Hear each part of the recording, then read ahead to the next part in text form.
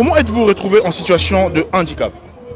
J'avais eu un accident de circulation sur la moto à Kinshasa, précisément au Congo.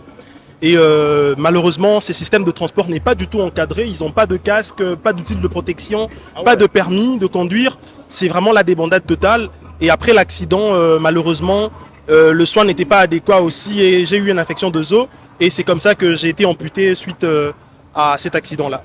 Si je comprends bien, si vous n'étiez pas peut-être à Kinshasa, vous n'allez pas vous retrouver dans cette situation.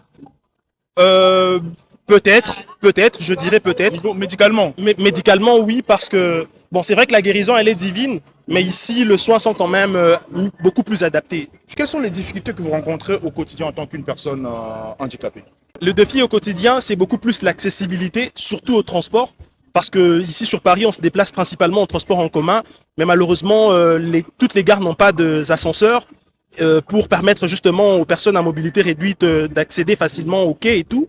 Et donc c'est très compliqué. Et parfois pour un rendez-vous dans 1 heure, je suis censé sortir 1h30 ou 2 heures avant parce que je ne sais pas courir, je ne sais pas marcher vite pour attraper le bus ou le train. Alors comment vous vivez cette situation en tant qu'une personne handicapée alors qu'auparavant, vous n'étiez pas dans cette situation?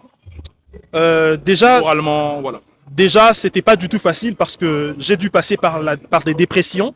Mais heureusement, grâce aux soins adaptés et tout, j'ai été vraiment accompagné par de professionnels de santé. Et aussi, moi-même, j'ai dû en fait déjà accepter la situation, l'assumer et surtout, j'ai dû rebondir. Voilà pourquoi aujourd'hui, je l'assume fièrement. Et justement, je suis là comme ça en train d'assumer pour lutter en fait contre la stigmatisation du handicap dans le milieu africain et aussi dans le monde en général.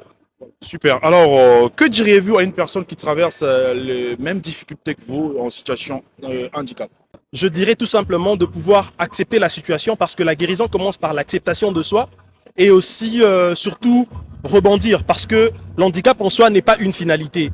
La Bible dit que vaut mieux un chien vivant qu'un lion mort.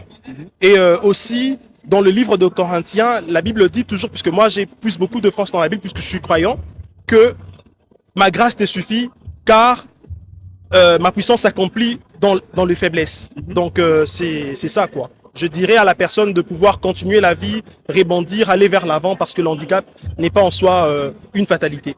Voilà. Est-ce que vous pouvez me dire la différence d'être handicapé en Europe et en Afrique? Alors déjà la grosse différence c'est au niveau surtout de l'accompagnement de personnes en situation de handicap. Ici en France, il y a des associations, de structures bien établies pour pouvoir réinsérer socio-professionnellement les personnes en situation de handicap. Alors qu'en Afrique, ces personnes-là sont abandonnées à leur triste sort. Et ici, il y a des allocations pour adultes vivant avec handicap qui va jusqu'à 950 € le mois pour compenser. Il y a de reconnaissance de travailleurs en qualité d'handicapés pour pouvoir travailler à mi-temps et avoir des emplois de temps aménagés. Alors qu'en Afrique, malheureusement, il n'y a pas ça partout. Donc, c'est ça la plus grande différence. Et un dernier message à tous les internautes qui vous regardent. Qu'est-ce que vous pouvez leur dire? Voilà, à tous les internautes qui me regardent, je vous exhorte à vous abonner massivement sur mes pages parce que je suis promoteur de contenu, créateur de contenu. Donc, vous pouvez voir mes pages TikTok, Instagram, Facebook, Twitter pour de contenu éducatif et aussi chill.